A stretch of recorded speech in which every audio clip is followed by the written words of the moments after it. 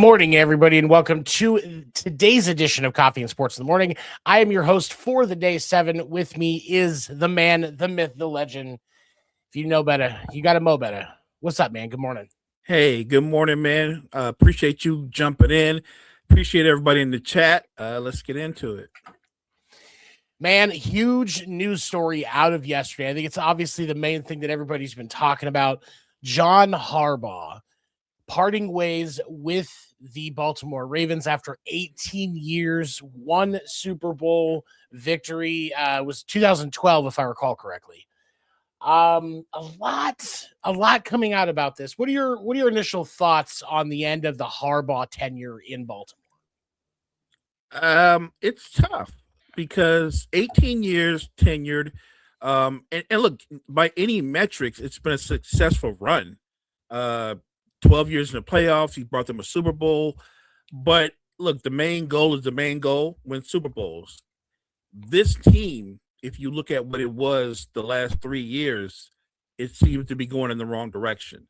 They're getting further away from that goal. And while everything isn't on him in terms of fumbles or interceptions or injuries, he is the head coach. He is the guy. And he's the head coach while they have a two-time MVP who's in his prime, clearly one of the best players in football, and they overachieved. Ultimately, someone's going to take the brunt of that blame. I find it interesting, though, Seven, from this standpoint. If Baltimore wins, are we not probably having the same exact conversation about Mike Tomlin in Pittsburgh? Oh, absolutely. I honestly, and I'm not sold on the fact that his tenure doesn't end depending on how they do in the playoffs. Because if they don't show up and at least make it interesting, we've gotten questionable performance out of the Steelers for the last 5-10 years anyway. We've talked about it before. The standard with programs like Pittsburgh and so on used to be a lot higher. And we see some of these guys and Tomlin and Harbaugh and even Sean McDermott in Buffalo. The standard has been higher, but they're getting away with substandard performance. So I think for this, it was only a matter of time to me. And again, I still think that Tomlin could be on the hot seat depending on how they play, how they show up next week. 100%. I think if Pittsburgh loses next week, I don't care if they play well. If they lose, won't it still be the same thing? Oh, one and done again, one and done. You know what I mean? Like in a weird way, Mike Tomlin gets to play one more week than John Harbaugh, but he could end up facing the same fate. Yeah. Look, in sports, it's about wins and losses. Not what you did for me before, but what you did for me or have done for me lately. And John Harbaugh getting fired, to me, and I'm sure, Seven, you have your thoughts on this, is I think this is as much about Lamar Jackson as it is anything going forward. I agree, and I think that parting ways with Harbaugh is the first step to keeping Lamar, and I think a lot of it comes back to Todd Monken, because the play calling has just been atrocious. And Harbaugh's refusal to intervene, and now reports that he was against parting ways with Todd Monken. To me, that shows that a change was needed just in general. And Baltimore recognized that. And I say kudos to the leadership in the front office in Baltimore for recognizing that a change was needed. And when Harbaugh refused to part ways with Todd Monken, they said, well, either he goes or you both go.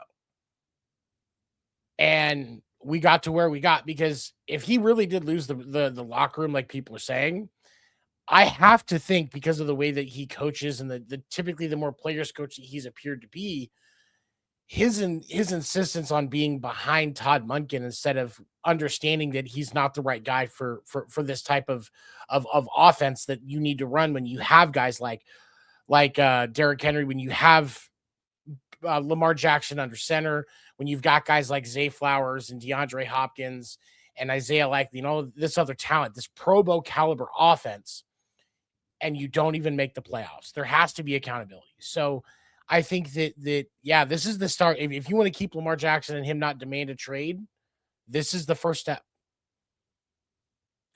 And you brought up earlier, before the show, the talk about him losing the locker room, and that could happen. Look, you're tenured somewhere 15 or more years. Um, at some point, the message can get stale, and Oh, for sure. I think sometimes when you're tenured somewhere for a long time, you become a little bit rigid in your thinking too. Like, this is my program, and that's the way it's going to be. We don't change my program.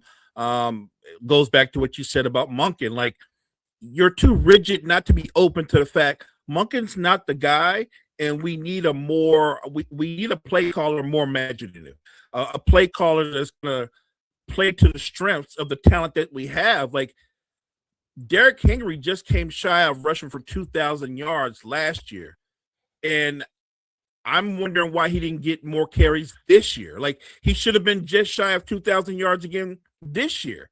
Like, At least. the fact that he's defying time for a running back at this stage of his career, use that. When all else fails, it's nice to have a 250-pound running back that can slow things down. If your defense isn't playing well, then your offense can be your best defense because of your run game, right? Like, it settles your offense down. To not use Derrick Henry like they didn't many times, even that last game we just watched, 6 carries in the second half, that doesn't make sense. That's negligence. And the fact that John Harbaugh didn't step in and go, "Hey, Todd, look, we got to get Derrick some more carries or do something," like. And I just think that kind of rigidity, that's part of the reason why they moved on from him. And I'm not saying John Harbaugh isn't a good coach and he won't get another job quickly, because I'm sure he will. But for the Ravens' future going forward, and more importantly, like you said, to retain the services of your Pro Bowl quarterback, because you can tell that relationship was fractured, you had to move on from Harbaugh. Absolutely. And I think that so now let me ask you this. As we look at we move forward, we start looking at potential options for who's going to take over in Baltimore. I feel like one of the most important things that you have to do if you're the Baltimore front office in trying to find Harbaugh's replacement is Lamar has to have a seat in the interview room. I think that not only does he have to be there and be present and see what this process looks like and see what these candidates look like, in the interview process, but he's got to have a seat at the table with a voice. Because if he's not happy with the choice, then you've just wasted your time in getting rid of Harbaugh, because you're still going to lose your Pro Bowl caliber quarterback, and then the rest of your offense is going to fall apart shortly after.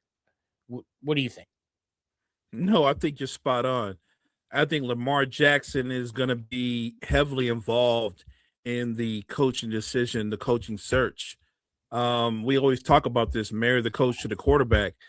Well, the quarterback's already in place, so the quarterback needs a coach that he can look at and go, "I trust this guy, his vision and what he wants. He fits me."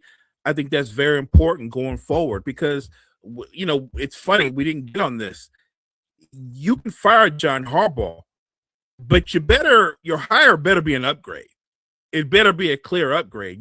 If you go out and get a retread, somebody who's not as good a coach or similar, then why fire John Harbaugh? Like, it better be a clear upgrade and somebody that brings some energy, some stability, and new ideas into that locker room. And look, if Lamar's not feeling him, then that's not your guy.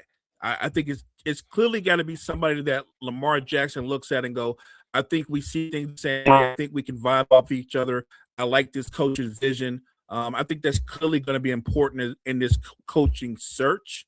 But I thought about that when I heard that Harbaugh got fired. I said, yeah, I understand why you would make the move, but you better make sure the guy you hire is in fact an actual upgrade. Like, this is no shade on Mike McCarthy. Mike McCarthy's a good coach. He's had a good career, but he's a safe pick.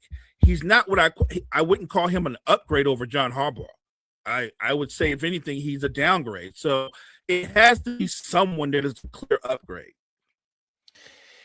I no, I 100% agree with that. And that's our thing. We were talking about this on the sports report on Monday night. Obviously, Harbaugh hadn't been fired yet, but one of the things that, because the question at that point was, why does Harbaugh still have a job? And it was brought up that one of the things you have to look at making this change is, who are your options going to be? What is the coaching pool going to look at? And are you going to be able to come away with somebody that's going to be a better fit than who you have now? And so I think that it's a relevant question. And so, that leads us into, now that they've actually pulled this trigger, who is the best fit? Who do you think is going to be able to wow Lamar, build a system that's going to feature this dual threat running tandem that nobody else in the NFL has access to, with their group of individuals, and make a Super Bowl caliber team that can actually show the potential of the talent that they have on this roster? Who's going to be that right fit? Um, I don't know who the right fit is name wise, but I would say if I'm part of that group that's going to be involved in that coaching search, doing those interviews, I'm looking for an offensive minded coach. I'm looking for an offensive minded coach um who can find different ways to utilize Lamar Jackson's skill set along with Derrick Henry's skill set, the playmaking ability of Zay Flowers. Like, I want an offensive genius. And it doesn't have to be some guy that's been in the league 25, 30 years.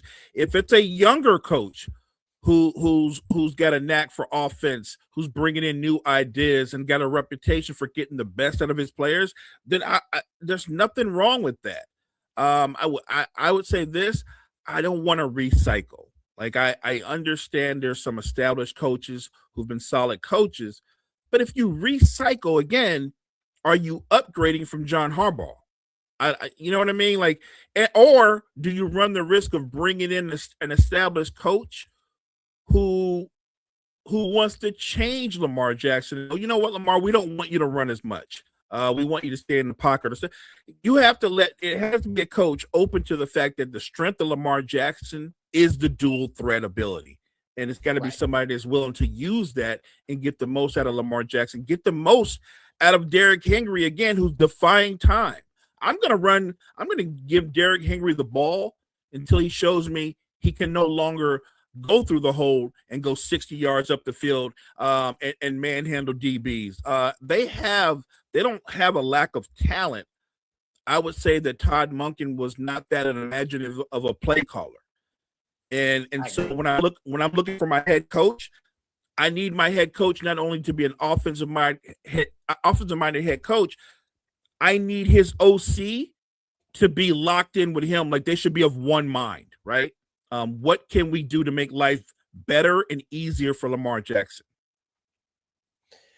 I really agree with that, because there should be a lot of unity between the head coach, the OC, and Lamar Jackson in a way that, because one of the things that's frustrated me about the issues that Baltimore has had is, we've all seen, it's clear that there should have been better play calling. They were running when they should have been passing, and vice versa. Like, and Lamar wasn't doing a lot of changing at the line. And I think that's a lot of, like, it was pointed out, we were talking about this on Monday. Somebody pointed out in the chat that in that big drive, I believe it was in the third quarter, that really showed that the Steelers were still in that game. Aaron Rodgers called the entire drive from the line. And it was one of the huge things that helped them, find that success in that game. Lamar Jackson doesn't do that very often. And part of me wonders if up to this point, he has not been empowered to make those calls and use what he sees when he's at the line to make those adjustments. So are we going to, I feel like one of the most important things that the Ravens have to do is find a coach that's going to tell Lamar, look, you're standing right there. You see it better than I do. Make the call. And get him to make those adjustments. Are they covering for that run? switch to a pass and hit Zay Flowers or Isaiah Likely in the flat, get that check down, move on to the next play if you have to. Don't eat a sack or eat a 3-yard loss because Derrick Henry gets tackled behind the line. The Raven, and these things happening is why everybody's been so critical of Todd Monken, because that's the result that we're getting on these plays. Some of this has to go on Lamar. You've got to build him up. He should be calling plays like this on a regular basis. Any of the other big name quarterbacks, Josh Allen makes changes at the line. Patrick Mahomes makes changes at the line. Aaron Rodgers makes changes at the line. It goes right on down the list. I have seen Kyler Murray make changes at the line. I don't know how because he couldn't see over it, but I've seen him do it. So if all of these other quarterbacks can do this consistently, why has Lamar Jackson not been empowered, encouraged, and almost really required to make these adjustments like any other quarterback should do? Because they're the general on the field for that reason. You bring up a good point. Here's the thing I've often wondered about Lamar. Is that a weakness? Is he not really good at diagnosing plays? Like if the defense is in zone, can he recognize when the safety drops down and they press up that now they're in man, that they switch? Like, is that he's not empowered, or he's not very good at reading defenses or things like that? And I think it's probably a little bit of both. I don't think it's a strength. Now they can empower him, but he's got to get more in his playbook and repetition and get better at it. Because you're right. Play comes in and Lamar walks up to the line of scrimmage, and no matter what the defense is doing, he calls the play. Rather than look and go, oh, the safety just dropped down. I need to get out of this. The middle of the field is going to be open. Those kind of adjustments. I don't know if that's a strength. I think there's something that like you're a Chiefs fan, so you've been kind of spoiled because you've got one of those guys that can walk up to the line and go, oh, so you guys want to get into it? You want to do a 3-4? You think I'm going towards the middle? No, I'm going over the top. Like Mahomes is one of those guys, you mentioned it, along with Josh Allen and Joe Burrow and others, even Dak. They can recognize and diagnose plays or diagnose defenses. I'm not sure that's a Lamar Jackson strength. I don't know if it ever was. And while he's still a young man, I believe he's 28. I'm not sure how much you can change that. You can try, but if it's not a strength, then there's a reason why he doesn't change plays. And I mean, and that's a relevant question. But my thing is so I understand that very few quarterbacks coming out of college can read defenses. It's not something they've taught. It's not something they were required to do, because making those adjustments on the fly like that is not something that you see very often at the college level, even at the programs where they run pro style offenses. Like CJ Stroud, when he was at Ohio State, wasn't changing calls at the line. So I understand coming out of college. I get that. And everybody's always shocked. Oh, a quarterback says I didn't know how to read defenses. Of course they didn't. They didn't have to. But we're now Lamar Jackson, like you said, he's like 28. We're coming up on 10 years in the league for Lamar. He should be able to read a defense. And so if he can't, that puts me that actually makes me want to question Harbaugh more. Why does he not have the ability to read a defense? Why has he not been given those tools? Because your quarterback absolutely should be able to read a defense. Your backup quarterback should be able to, your scout team quarterback should understand how to read a defense. And to not have that tool would really make me more question what Monken and Harbaugh have been doing with Lamar, because that's absolutely something that your starting quarterback and a quarterback of Lamar Jackson's caliber. And I say that as a Chiefs fan who rags on Lamar all the time. I respect his talent. I rag on results. I'm not like the New Orleans Saints. I don't look past the results. I look at the results. Right. And so if that's the case, how is that possible? What's interesting that's is the question. But think about this. His backup, Huntley, right? Isn't Huntley sort of like a watered down version of Lamar? So, you know what I mean? Like what Monken does with Huntley is pretty much what he did with Lamar. I guess the question is like this is about what your OC and your quarterback coaches are doing with your quarterbacks, because if none of your quarterbacks can recognize different coverages and read defenses, what are you guys doing there? What kind of program are you running?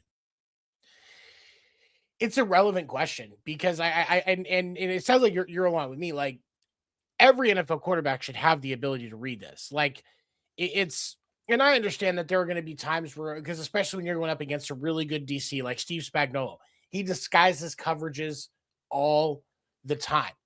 But even within that, there are tendencies that you could recognize, and I'm sure every other offensive coordinator has been able to at least get a basis of understanding when you're facing Steve Spagnuolo. Just because it looks like man or zone before the snap doesn't mean that. These are some things you can look for that are going to show you some differences. He should have these tools in his pocket at all times. And a good coach is gonna prepare that. Okay. And so Gene, what we're talking about is how we haven't seen Lamar make a lot of changes on the fly like we do see other quarterbacks, and how, why is that not happening? Is it he can't read defenses? Were they just not empowering him? And in that this next coach needing to do that, because Lamar's got to make those adjustments. There is a point of this where that onus is on Lamar, and I think it's one of the reasons why there's such a debate about his talent, because he's not making those adjustments. I think it's an important tool for a quarterback to have. And let's say, like you said, yeah, I can read defenses from the cut. Exactly. That's where it becomes frustrating with how what we're seeing out of Lamar at times, because he's not making adjustments on the fly. He's not seeing that safety pull down. He's not seeing, okay, this is man, we were expecting zone. We need to make an adjustment, whether it's where the ball is, who the ball is going to, are we switching to a run? What are we doing? And I think that's been the biggest flaw of the Ravens offense. The whole scheme and what Todd Monken's been doing is that lack of adjustment. And that next coach and OC tandem needs to make sure that changes, because you shouldn't have Derrick Henry only getting the ball 6 times in the second half when they're up, 5 times in the second half when they're up, or in 5 times in the fourth quarter when they're up by double digits. Like, these are continuous problems that Baltimore's had. That's why I wasn't surprised that something had to happen. I'm honestly like, and I want to get your input on this, because circling back to the reports that part of the reason why they parted ways was because of Harbaugh being unwilling to entertain parting ways with Todd Monken. That actually makes me question the Harbaugh's coaching, because it's clear to pretty much everybody outside the organization, obviously based on reports that he lost the locker room, it's clear to the players, Todd Monken is not that guy's OC. And, we've talked about it in the wire to wire chat, that he's one of the least desirable OCs in the last decade as far as how he has done his job. So, like, knowing that, does that make you see Harbaugh differently? Does that make you kind of question his ability as a coach now, because he's not willing, he's loyal to the person, he's not looking at the results, he's clearly looking past them? Yeah, I think that does say something, because you're the head coach. You can intercede. You can talk to your OC and go, look, Todd, we've got what my problem is that for Harbaugh to just go, I'm not giving up my guy. You know what I mean? Like, but your guy doesn't have the confidence of your Pro Bowl quarterback. Your Right. guy, your guy. Look, my thing is, if the Ravens defense is as inconsistent as we've known it to be, even in that game, what's the best way to protect a lead? You run the football, you run some clock, right? When you run the football, the clock moves. And I'm not complaining about Derrick Henry's carries. I'm just pointing out that a guy who's known to get stronger as the game goes on only got 6 carries. And to your point, there's a couple of plays where it's 3rd and short, And everybody in the building knows it's third and short. And you go to hand it to Derrick Henry, and Pittsburgh's already on the other side of the line of scrimmage. And he Right. stopped at the line or behind the line. Like, you can't audible out of that. You're not allowed. Like, I think there was a disconnect between Lamar Jackson and the OC. And look, I'm not even saying Lamar's like thinking about himself. I think Lamar is probably thinking, why aren't we giving Derrick Henry more carries? Why aren't we balancing out our offense more? And when you have that kind of disconnect, you're wondering, when does the head coach step in? John Harbaugh doesn't step in. Well, and you know, and you're right, but also Gene brings up another point that I don't think, and he's right, that doesn't get talked about enough in this in this matchup and in this season, is the performance of the Ravens defense, which I feel like definitely had to have an impact on the decision, because, well, you know, when we look at what the defense did, they only got to Aaron Rodgers twice, and that was only for a total of 4 yards of loss. There wasn't, I mean, they had, what was it? There wasn't any interceptions gotten by Baltimore, but Lamar Jackson threw a pick. There was only 3 tackles for loss in the entire game by the Baltimore defense. And obviously 2 of those were sacks. So, no, I'm sorry. So a total of 5 tackles for loss if you include the 2 sacks. That's very underperforming as far as that's concerned. And then obviously the special teams. We're now in our second year in a row where we're having issues with Baltimore special teams. Justin Tunger really underperformed last year. Was stressed, probably wasn't getting the massages he needed. He probably should have worked on that a little bit more aggressively to take care of himself. Sorry, that joke was just sitting there. I had to. And then we see Tyler Luke come in this year, a rookie. And obviously that's stressful for anybody, but putting that on a rookie and it coming down to the last play of the season. What part of how the defense and special teams performed this year do you think had an impact on them deciding to walk away from John Harbaugh?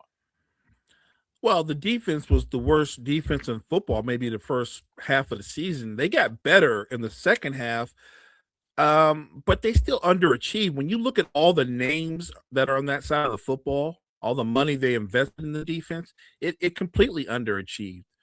And Kyle Hamilton going out, that greatly impacted what they could do for the rest of that game.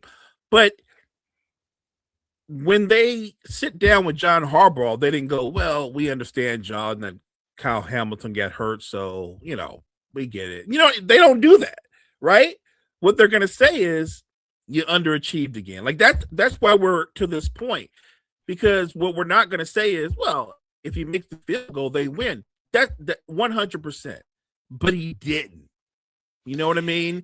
And we started the show off with the goal. The main thing is the main thing. You're playing for Super Bowls, and the Ravens are like, I think they won 13 games, they won 12 games, or maybe it was the other way around. But this year they won 8 games, and I know we're getting into the John Harbaugh thing, and we're digging into that situation, but like we kind of mentioned earlier, the difference between John Harbaugh and Mike Tomlin is a field goal, because I don't know that, if, like I said, if that field goal gets made, we're not having this, well, Mike Tomlin did good, he had a good tenure with Pittsburgh. Like, he's not fired, right?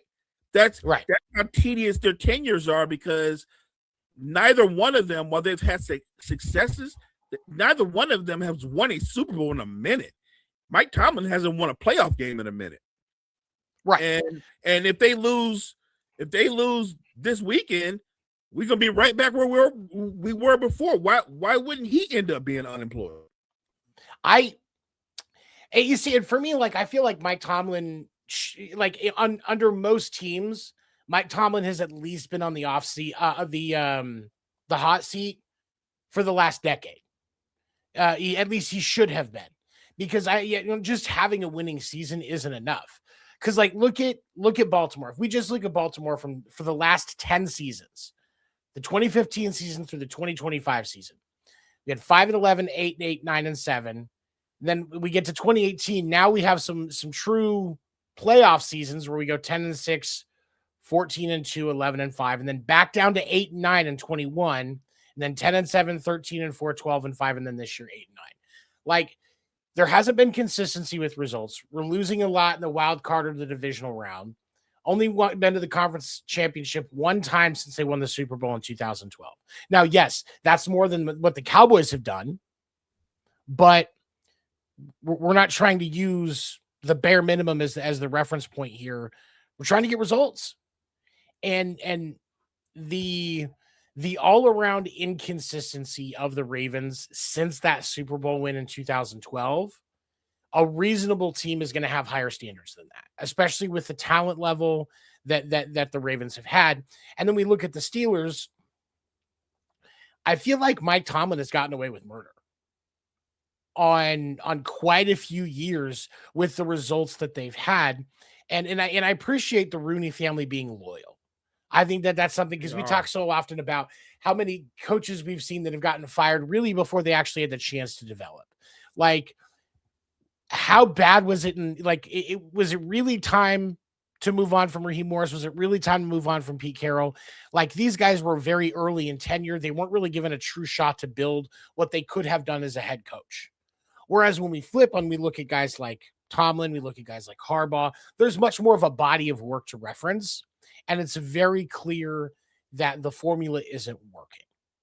And so it baffles me. It truly baffles me that Tomlin still has a job, because I think in most other situations, the coach has gone before this. I don't disagree to a point, but there is a difference between Harbaugh and Tomlin. It's a huge difference. Tomlin hasn't ever been able to replace his Pro Bowl quarterback, Ben Roethlisberger, whereas Harbaugh has arguably one of the 5 best players in all of football in his prime, and he hadn't been able to win with him. I think Tomlin's had multiple quarterback changes. Like right now, the viability of the Pittsburgh Steelers hinges on a 42-year-old quarterback. Like that's not Right. I'm just saying. So that there is some differences. One of them is a guy that at the peak of his position, and the other one's had a musical chair as a quarterback since they lost Big Ben. And so, and I'm not making excuses because it's a results-driven league.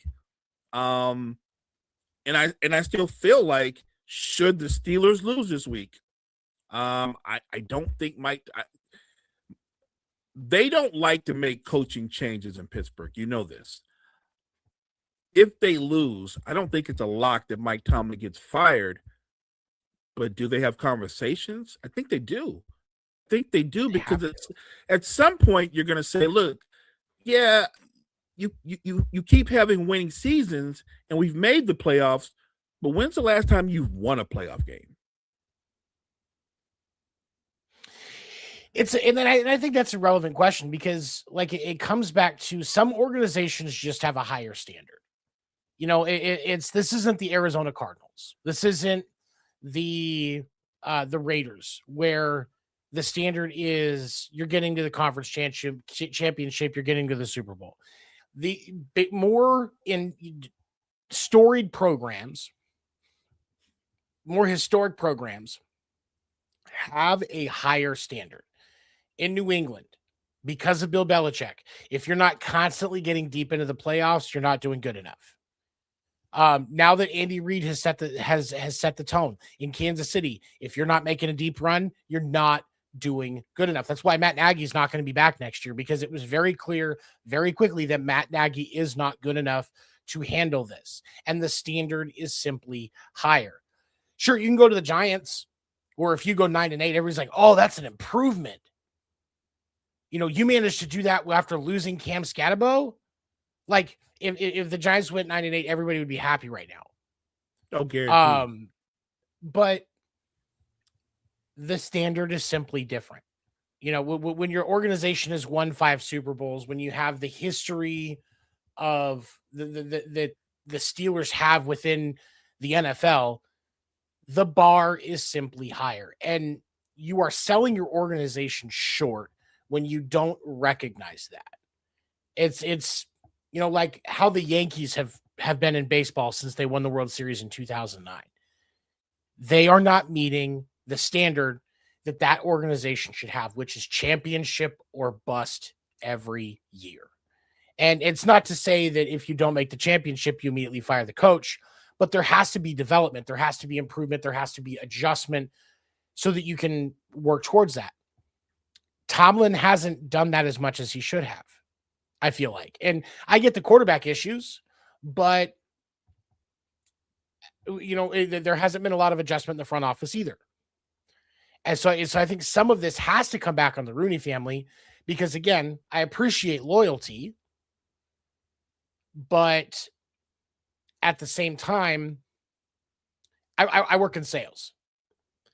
And my supervisor, if I'm underperforming, my supervisor works with me. We talk about goals. We set, we readjust, we reestablish what the standards should be. If I'm not meeting that, my job is on the line. How many times have the Steelers reestablished that what that standard should be? Not lowering the bar, going back and saying, hey, we need to get back on track because this is the goal. And we're right back here. You or I, if we keep performing like that, we're losing our job. So I think some of this goes on Tomlin, but also some of it, like you said, with quarterback issues, has to go to the front office. Why are we spending so much time on Kenny Pickett? How are we getting lost in Justin Fields? How are we getting stuck on these situations when we should be working towards a better choice? There have been better quarterbacks that were on the market that they did not pursue effectively. I'm not saying they didn't at all because we don't know everything that goes on behind the scenes, but effectively pursue a better choice to where your season is not hinging on a 42-year-old quarterback that spends his summers down in South America doing ayahuasca in a mud hut. That's a good point. Look, the front office plays its own role in this. And to get back to John Harbaugh real quick, my thing is this too. How does this work? Because when you hire the next guy, and everybody wants to point out how much talent the Ravens have on both sides of the football. Well, what happens if you hire the next guy and he wins 9 games and they don't go on a deep playoff run? How much grace does he get? What if you go 2 years and he gives you 2 10-win seasons, but you don't go anywhere? He getting fired? You know what I mean? Like, because the whole point is I'm bringing in this guy and he's supposed to better our situation. But if he comes in with all the talent they have and they don't win anything, he's not going to get 18 years, if you know what I'm saying. No, and I think you're right. But also when we look at because we look at 18 years, we put that to see. So that would have been okay. So Harbaugh's first year was in 2008. But when we look at when we go back, we look at what Harbaugh did, let's say in his first 5 seasons. They were in the playoffs for the 5 years. They won a Super Bowl. They made it to the conference championship 3 of those 5 years. Those are results. But if you look at when we look now, I feel like you have to have a plan that it's going to that it might take a couple of years to really get back to it. Now, if we're looking at 2 seasons in, we're only seeing 9-10 wins for each year. We're not seeing a production as far as yards, touchdowns. We're seeing the defense regress, those type of things. Then I can see evaluating it. But you do I think there is a point where you have to be reasonable and understand that, you're almost kind of getting a Lego set without instructions, and you have to figure out what you're supposed to build. And you can go in with a plan, but it's that old saying, everybody's got plans until they get punched in the mouth. So I think there has to be some reasonable adjustment time for getting hit in the mouth. But in the same thing, like if I see, coach comes in and they go 5-11 or 5-12 in their second season, man, it's going to be hard for me to justify keeping that coach. And you're also you're also coming into a situation that you pointed out earlier. You do have Likely at tight end. You do have Mark Andrews. So you have two talented tight ends, even though they have different skill sets. You've got Zay Flowers. You've got Derrick Henry, who's defying time. And you've got the most devastating dual threat quarterback in NFL history. You're not walking into a situation that's a rebuild. Right. So they're not. You're not going to get it's a rebuild, so we understand why you went. You won 8 games. Nah, we win 8 games last year. That's why we fired the last guy, and he was here 18 years. You can't go 8-9. Yeah, you know what I'm saying? Like you're not going to get a lot of grace if you go 8-9 in year 1. Year 2 becomes make or break. Oh no, I agree completely, and that's why the coaching search is going to be important. I do think that if you get the right head coach, it should still be an offensive minded head coach. So I want to say that, but if you have a solid offensive minded head coach, then bringing in an offensive coordinator like Cliff Kingsbury or even Mike McCarthy as an OC, where their focus is simply on that spot, I think that you're going to get, you would see some positive results, but you can't just bring in Eric Bieniemy as the head coach and Kubiak as your offensive coordinator and expect to get anything out of it. Like there's got to be some choices there that are actually going to build towards success, and then you can kind of you can move on from there. But that tandem is going to be crucial. I feel like that's going to make or break. And I get Lamar's frustration because this is his career on the line. And the difference between him being Donovan McNabb of the modern day or him getting to sit in the same conversation as guys like Patrick Mahomes because of the results that he's able to achieve under the new head coach. Look, I think that's facts. This is so much about Lamar's career. Obviously you have team goals, but as an individual, he knows when it's all said and done, he wants to be mentioned in a certain conversation. He wants to be in a stratosphere with a certain group of quarterback. And I've been watching football since I was a kid, and there's only one quarterback that is mentioned with the other ones, and he never won a Super Bowl, and that's because we recognize we think he's the greatest thrower of the football ever, and that's Dan Marino. Right. But Lamar's not going to get that grace. They're going to go, this guy's a 2-time. He might win 3 MVPs, but if he never gets to the Super Bowl, he'll be remembered as a great talent, entertaining player. He's not going to go down as one of the all-time great players. He'll go. It's interesting. He might go down as an all-time great player. I don't think he's going to go down as an all-time great quarterback. I agree, and I think that and honestly, like even me, the reason that I would still put Marino over Lamar is Marino at least made a Super Bowl. And I think that really for Lamar, he has to at least get there. And yes, that is on him, but that is more on the head coaches and stuff like that, because he is still just the quarterback. There is still only so much that he can do. He can't make the guys catch the ball correctly. He can't make sure that every play call is correct. He has nothing to do with the defense. Those are all things that are outside of his control. Or special teams. Or special teams. Exactly. Right. Well, so how do you if you're Lamar, the thing that you do is you advocate for yourself as far as who the coach is going to be. You advocate for yourself as far as, making sure that it's communicated about what you're seeing and the way the play calling should be and stuff like that. But then you kind of just have to let it be. And you kind of just have to put your head down, get your nose to the grindstone and work and try to create results as best as possible. But if he doesn't make a Super Bowl, at least make a Super Bowl, I don't even know that you can put him in the Hall of Fame at this point. I do not see where he's had a Hall of Fame career yet. I think he's going to get in the Hall of Fame. I don't know that anybody's won 2 MVPs and never made the Hall of Fame. So yeah, I think he's going to get into the Hall of Fame.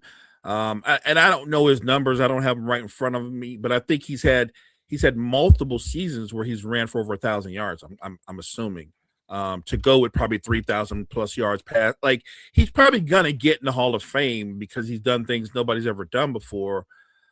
But there's getting in the Hall of Fame, and then there's being at that table with a Mahomes and a Montana and a Brady. He won't be at that table if he can't get to a Super Bowl. Yeah, and I think that's really where the issue comes into is because I mean you're right to a point in the the two MVPs and getting into the Super Bowl. I think I'll give you that. You're right, but my question really for me is right now he has not put himself into a position where he is where he is seen as, like you said, in that top tier with Brady and Mahomes and some of those other guys. And he has work to do to get into that realm. But if he doesn't get the right the right coaches, the right support, he's not. Because so I just looked. He has 2 seasons. It was 2019 and 2020 were the only 2 seasons that he's rushed for over 1,000 yards. Now he does have outside of that, a couple of that are at or around 700 Right. and 800 and 900. Then this year was 350. And obviously he only played in 13 games. He was fighting injuries. So there are some, there are some caveats with that, but he has to have the right support. And I think that if you don't give him that, you're setting him up for failure. You're pushing the Ravens even closer into a full rebuild. So this coaching choice is going to be huge for them. I think it's going to make or break Lamar's career in Baltimore. 100%. And if they hire a guy and they go, this is the guy, he's an offensive guru and all those kind of things, and he gets in there and he's working with Lamar Jackson, but he finds out that there's certain things Lamar Jackson's can't do, or he's more limited than, because I do think it impacts Lamar. Like Lamar wanted this change, but you know the line, be careful what you wish for. Well, now you've got the change. Now you've got the change. So outside of an injury, if Lamar's healthy, he needs to have a career year next year, right? Like, for sure. Like not just with them winning, but he needs to have a career year. Well, but I mean, but that's the thing though, is now we have to step back. We have to talk about that piece of it, because when you look at Lamar's career, he had 21 and 22. He only played 12 games. This year, he only played 13. So 3 of his, what is that? 2, 4, 6, 8 years. 3 of the 8 years that he has been a starting quarterback in the NFL, he has not played a full season. It's almost half. If when we look at other guys, like that's very similar to what Christian McCaffrey's done. We call Christian McCaffrey injury prone, but we don't say that about Lamar. He's got to stay healthy. I think that should be one of his ultimate goals for this season, is this next season, just to stay healthy. Give me 16, 17 games. Because go ahead. It's if not, because the questions about if Lamar has given up on his team in some of these situations. If he can stay healthy regardless of what's going on, just stay in there, grind it out, even if it's a tough adjustment for next season. I think it shows more for who he is as a person and a quarterback if he does that, than if, I've got a hangnail, I'm going to sit out for 3 games. No, I get that. The downside of Lamar Jackson is what makes Lamar Jackson, what gives him that that fear factor that he puts in the defense, that might be ultimately his greatest hindrance too, though, because he's a running quarterback, not just a running quarterback that'll take off when he drops back, but they have designed runs. He's a running quarterback. In a lot of ways, he's a history making quarterback because he runs the football. He'll get 10, 12 carries a game. Now, he didn't do that this year because he was injured most of the year, but I think because of how he's used, um, I find it unlikely that he's going to ever play a 16, 17 games because he runs the football a lot. And the truth of the matter is, generally, guys that run the football as much as he does, they don't usually last that long. They usually get beat up and get worn down. Now, obviously, Cam is a good example, but Cam was also a bigger and easy target to hit. He was a huge man, and not nearly as elusive as Lamar. But I do think the OC could come in and you still want that dual threat, but he doesn't have to rush for 800 yards or 1,000 yards. I think you can put the fear in the defense and be a quarterback that runs for 450 yards by just extending a play or getting 6 yards and getting out of bounds. He's got to find a better way to protect himself if he wants to extend not just his season but his career. So you're right about that. And I think and you're right. And I think that this is something that is completely missed because, like, Patrick Mahomes, as a Chiefs fan, I'll say this: we know that Patrick Mahomes is one of the most dynamic throwers and has the ability to extend plays in ways that we haven't seen before. Everybody's been so shocked by it. But let's take a look at the fact that, like, last year, we won't use this year as an example because he didn't play a full season. Last year, he only ran for 307 yards. The year before was 389. We had 358, 381, 308. But you have to have a spy on Patrick Mahomes because you know that if that containment breaks down and you've got everybody covered, but he's wide open, he will take off, and he has the footwork to extend it even more than you expect. So he makes teams respect him in that piece. Lamar Jackson can do the same thing, especially because he's getting older. To preserve the length of his career, everybody knows that Lamar can run.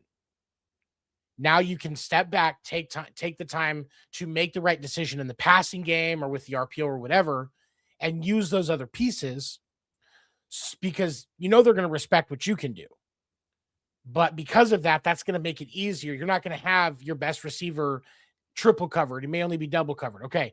Well, for Zay Flowers, if he's only double covered, that means he can just go up and get it. So now you high point the pass, and there you go. He's got to use those other tools because we shouldn't be sitting on stats where the more he throws, the higher the losing chance goes up. That should not be a thing that exists in Lamar Jackson's career. And I think I personally, I do blame Todd Monken for this right now. How Lamar adjusts with a new coach and what happens next will tell me if it's really Lamar or if it was Todd Monken, I feel like. But he's got to be more insistent on using those other pieces and only using the run when it's absolutely necessary, similar to what Mahomes and Josh Allen do, because if he doesn't make them respect the other pieces of his game, then he's going to be seen as one-dimensional. That's a great point. And I think in many ways, a lot of fans look at Lamar Jackson, and we can use the word dual threat. But a lot of times you can tell by the way teams play against them, they're comfortable playing zone against the Ravens, right? Because they don't believe Lamar can pick you apart consistently. And I've seen him have big passing games because, like you said, he the fear of the run of him beating that first lane and there's a breakdown in your rush lanes and he destroys you. But against more disciplined defenses that challenge him, he's struggled at times.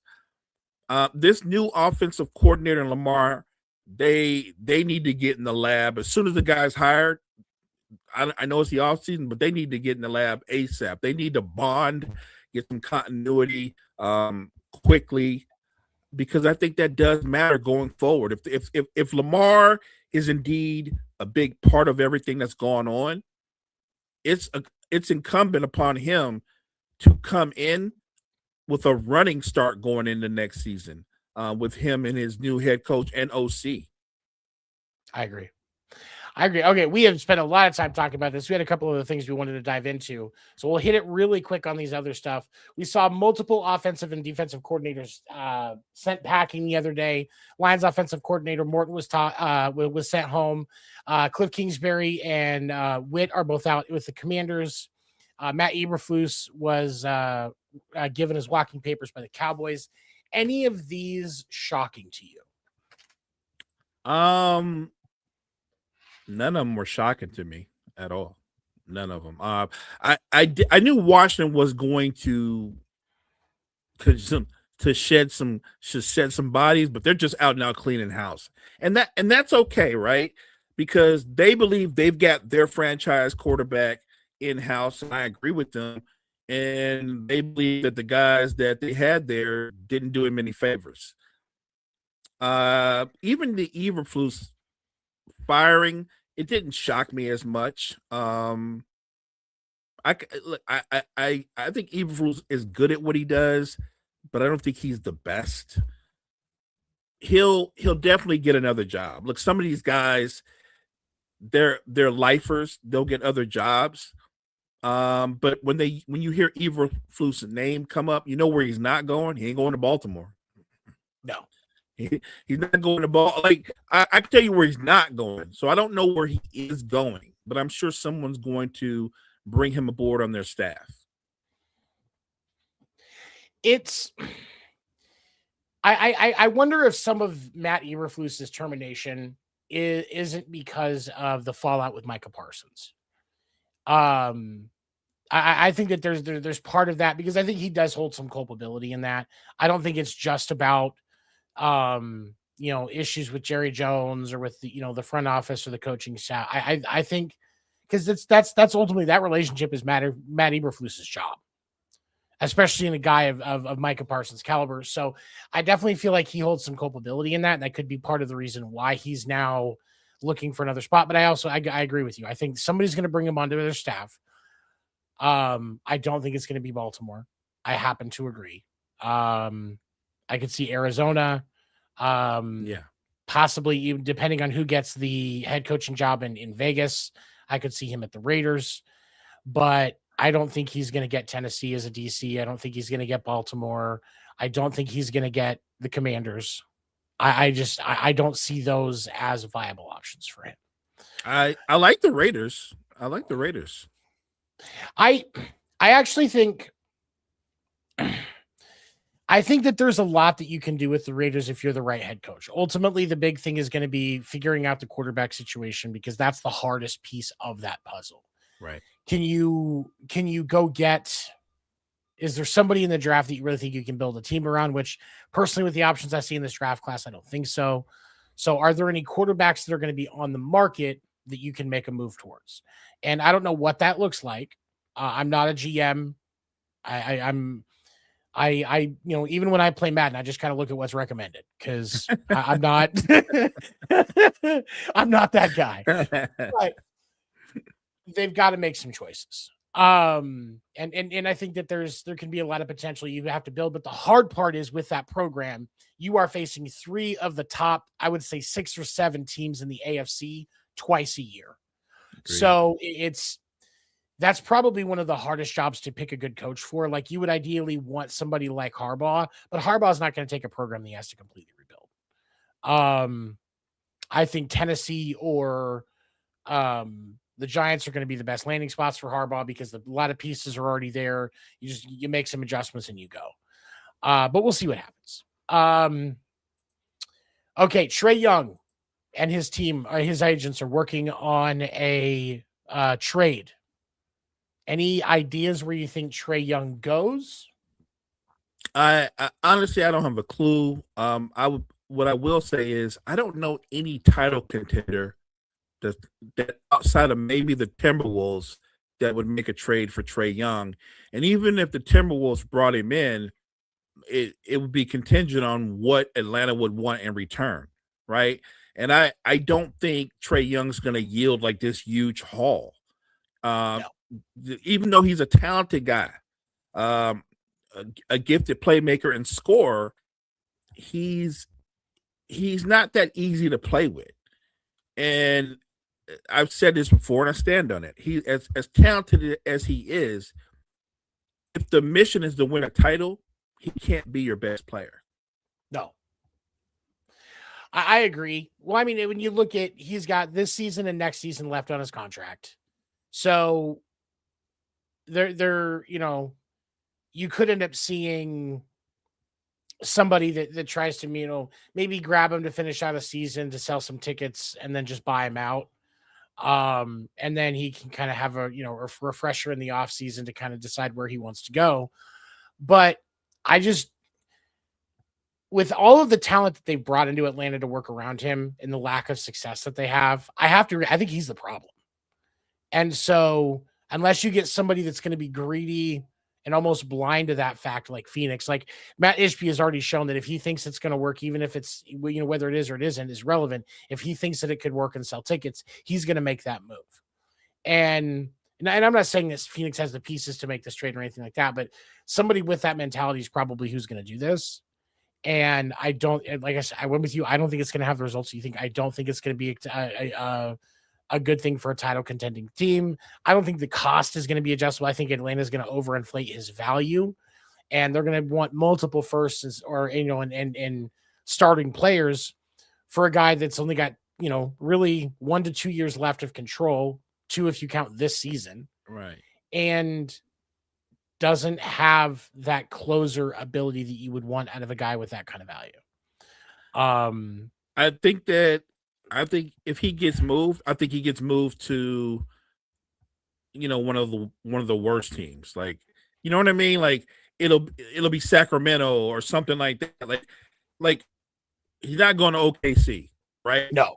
He's not going to the Spurs, and he's not going to Denver. We can go down the list. Like the only team that like I said, that's in the West, that's a contender that could use him is Minnesota, because they don't have shot creators. They got one shot creator, and it's Anthony Edwards. So everything they do is predicated off Anthony Edwards. So yes, Trae Young could serve a purpose in Minnesota, but I it's weird because he's talented, but again, he's a difficult player to build around because I don't even know if he's 6 feet tall. And he doesn't give you anything on the other side of the ball. He doesn't play defense at all. So Atlanta might value him and think he's worth 2 or 3 first-round picks. I don't think there's any good teams in the NBA that value him at that level. I don't know if there's even any. No, I won't say bad teams, because bad teams make bad decisions. I'm sure teams like Sacramento or Washington would value him like that. So I will say officially he's 6'2", but again, I don't think he's that tall. I really don't. But yeah, no, I think you're right. I think the good teams aren't going to value him the same way. But we'll see. All right, wrapping it up because I know we're a little over time. Really quick thoughts. The Thunder are 6-6 in their last 12 games. Is this just exhaustion from all of the foot to ass that they've been doing over the last season and a half? Is this, you know, what are your thoughts on how the Thunder have been over this last month? 2 things. One, remember, their core is a young core. And even though they're the defending champions, I think they're realizing just how hard it is to be repeat champions, right? Like, it's one thing to win it. Now you're the champs, you got to defend it, and everybody's after you. And I think they're learning that there will be adversity, there will be more challenges. So that mental wear and tear is getting to them. And I also think that the fact that the Spurs were able to beat them 3 times in 10 days, I think that was a mental thing. I think that I think that put some doubt into them, and it exposed some weaknesses in them. Like, they're an elite defense, and they get after you like nobody's business. But when you don't turn the ball over versus them and you play them even, their offense is really as high powered as people think. When you look at them, look at that roster construction, as talented as they are, they don't have a lot of great shooters. They have scorers. They don't have any pure shooting, and they've been exposed in that way. So I think there is an adjustment. I don't think there's any reason for panic. What it's just shown you is that they're not dominant. They're a great team, but they're not a dominant team. And I know early in the season the talk was, could they go 79-3 or something like that? Well, that's out the window. They're not doing that. Yeah, That's not going to happen. I think they just need to recalibrate. Like that. Remember, this is a really unique team because what Sam Presti has done is unprecedented. Because they're the defending champions, but they're gonna have a couple of picks in the lottery next year. right. They're built for success, even though they're going to some adversity now. I still think, barring a major injury, the path to the title, it still goes through OKC. I think you're right, and I think this is more like you said, they're learning how hard it is to be that, because when you're the defending champ, I've seen this so much as a Chiefs fan recently, as much as Red Sox fan recently. When you have that when you have that much production and you are that good of a team, everybody is going to throw everything they can at you, the kitchen sink included. They're going to give you all the smoke. And so you got to take that step back. You got to take a deep breath and go, wait, we're the defending champs for a reason. We got to get back to what we're good at. We got to take that deep breath, one possession at a time, and not get so wrapped up in losing to the Spurs 3 times in 10 days. You've got a good game tonight. I think they play the Jazz tonight. They play the Jazz tonight. And the Jazz aren't anything special. They're not doing anything anytime soon. So you can use this as almost a tune-up game to get back into that rhythm that you should be in as you move on, because when you look at the Thunder schedule, like the next few games that they've got after the Jazz, they've got Memphis and then Miami, San Antonio again, Houston, Miami, Cleveland. Like they should be able to get right and go into the month of February with a much better rhythm. And looking back at this, like, man, we just needed a breather. At least I would hope for them that's what's going to happen, because they can do it. It's just a matter of, can you settle in and look at the next game, not at the last game? Agreed. That's the question they had. Yeah. All right, man. We're a little bit over time. I love getting to work with you. Thank you so much for letting me come on with you today. Appreciate you, Any man. final thoughts? No, great show. Appreciate the chat. We spent a lot of time on the Ravens, but you know what? When you fire a coach that's been in tenure for 18 years, there's a lot to talk about. So I really enjoyed the conversation, chopping it up with you. Thank you so much for coming on.